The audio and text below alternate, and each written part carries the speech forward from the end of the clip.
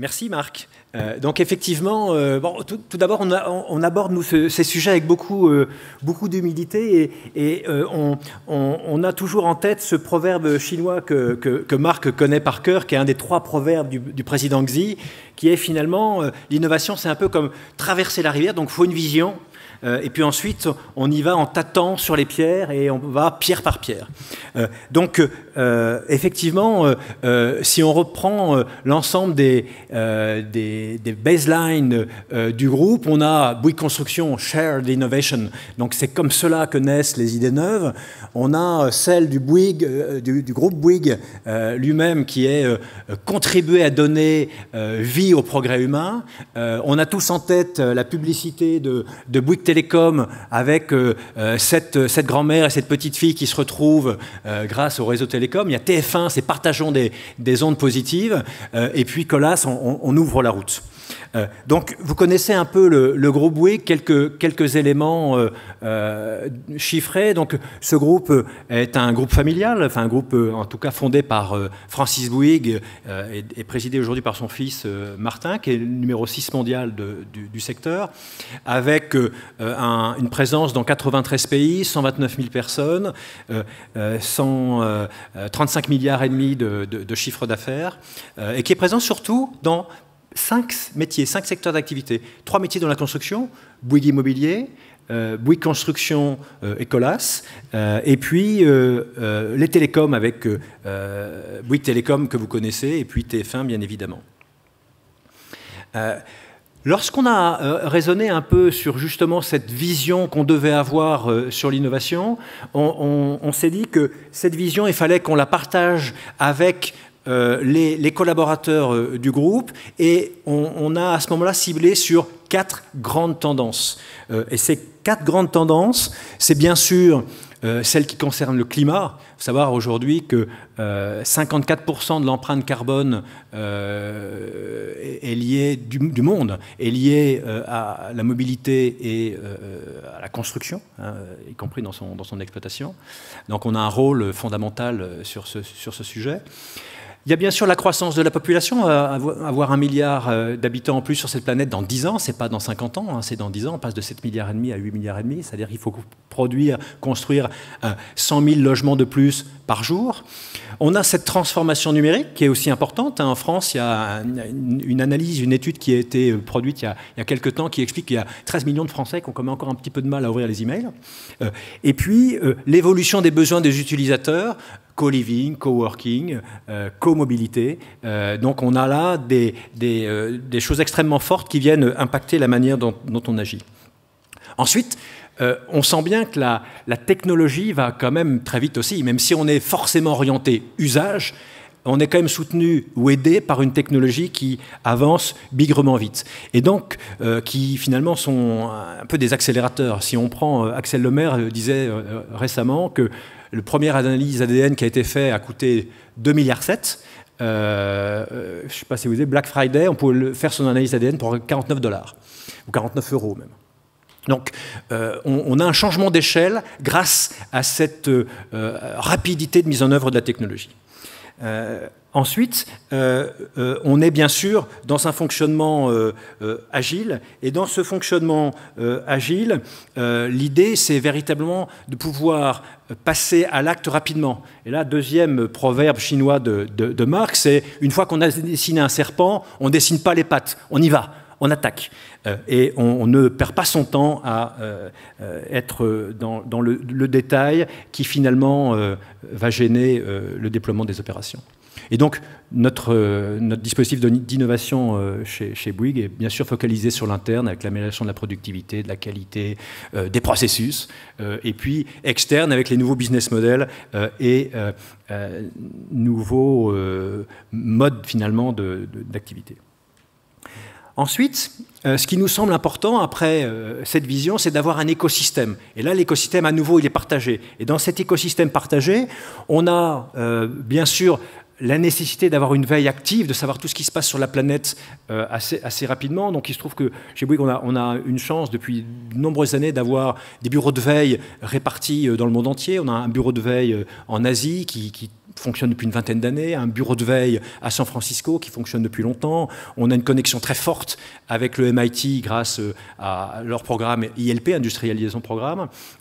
On a également fondé ou cofondé un certain nombre de think tanks. Je prendrai 2 exemples tout à l'heure, avec notamment Futura Mobility. Et puis, on a un écosystème autour des startups dans lequel le groupe a investi un peu plus d'une trentaine de millions d'euros, à la fois dans nos 5 fonds d'investissement métiers, qui investissent dans les startups en early stage, et puis dans les fonds Raise Impact et Raise Ventures, qui permettent d'être dans des fonds impact. Et puis bien sûr nos programmes d'entrepreneuriat, où on a aujourd'hui dans le groupe 5 programmes d'entrepreneuriat qui fonctionnent, qui tournent, 450 personnes qui ont été finalement passées dans cette moulinette de ce dispositif d'entrepreneuriat, et avec quelques bonnes surprises à la clé, deux startups qui sont en train de naître, une qui s'appelle Comin, qui a été d'ailleurs primée cette année par la FNTP, qui a été le grand prix de la FNTP, permettre de mieux analyser les nuisances sur les chantiers, et puis une deuxième qui s'appelle Omniscient, où là, il s'agit d'utiliser les objets connectés pour mieux, finalement, repérer les objets sur ces chantiers. Donc cet écosystème partagé, il s'exprime chez nous, par exemple, avec Futura Mobility. Futura Mobility, c'est un think tank que l'on a créé il y a maintenant un peu plus de 2 ans. À la base, c'était 6 ou 7, j'allais dire copains, patrons d'innovation, de Safran, d'Airbus, de Valeo, d'Air Liquide, de Keolis. Nous ont rejoint ensuite à Aéroport de Paris et Alstom. Et on s'est dit, on va réfléchir ensemble sur cette mobilité. Et donc on a sorti un bouquin que vous pouvez trouver en librairie qui s'appelle 20 histoires sur le futur de la mobilité. C'est 20 nouvelles où on s'est mis dans des cas de figure. Qu'est-ce qui se passerait si l'énergie était gratuite? Qu'est-ce qui se passerait si, au contraire, pénurie d'énergie, on a des tickets de rationnement d'énergie? Et donc, on a 20 histoires que l'on a bâties comme ça, qui permettent de préfigurer ce monde en 2030, 2050, dans des cas de figure. Ensuite, on s'est dit, mais il faut aussi qu'ensemble, on établisse des convictions. Et donc ça, c'est les 9 convictions que vous pouvez retrouver sur notre site Internet.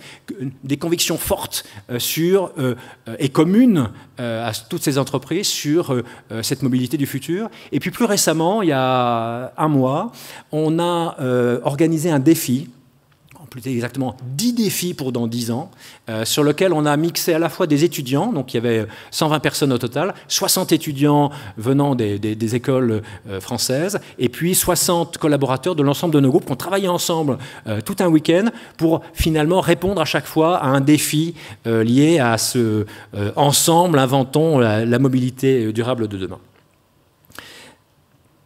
Deuxième exemple que je pourrais prendre, c'est celui dont je parlais un peu tout à l'heure. En France, on a 66 millions d'habitants, 33 millions de voitures, 33 millions d'habitations. On sent bien qu'il va falloir que ces véhicules, et qui demain seront électriques, soient véritablement intégrés véhicules et logements.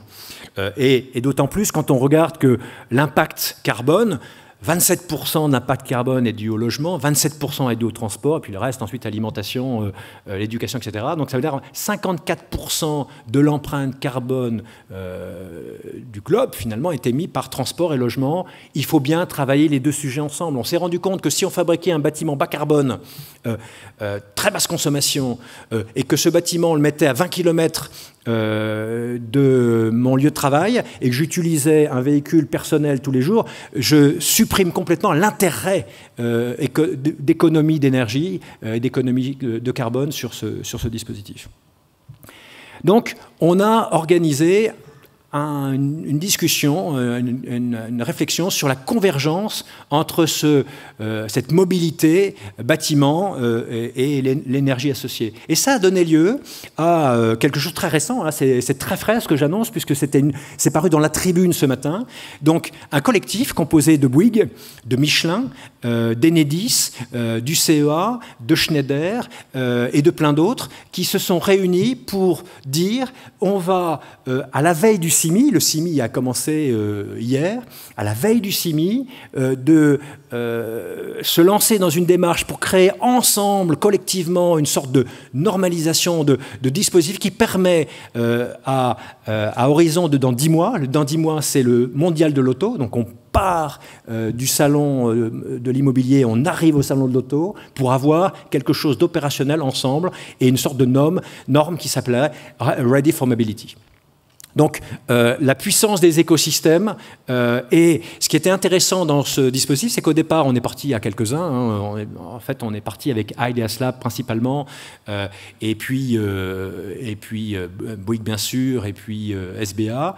Et puis, on s'est aperçu que cette idée, elle était extrêmement fédératrice parce qu'elle correspondait à un vrai besoin de faire ensemble sur un objectif très chiffré et très, finalement très opérationnel. Voilà.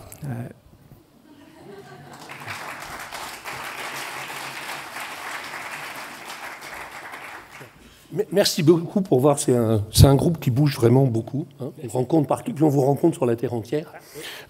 Cette capacité d'agrégation. Toi, ça fait un certain temps que tu es à la direction Inno. Alors, moi, je suis effectivement à la direction d'innovation du groupe Bouygues depuis 2017. Oui. Et avant, j'étais dans une des filiales du groupe, puisque j'étais le patron d'innovation de Colas pendant 3 ans. Donc, tu es un récidiviste sur l'innovation. Exactement. Et toujours aussi motivé par... En fait, l'innovation, ce qui est important, c'est que... ce qui est important pour l'innovation, c'est qu'elle soit fortement connectée à la stratégie du groupe.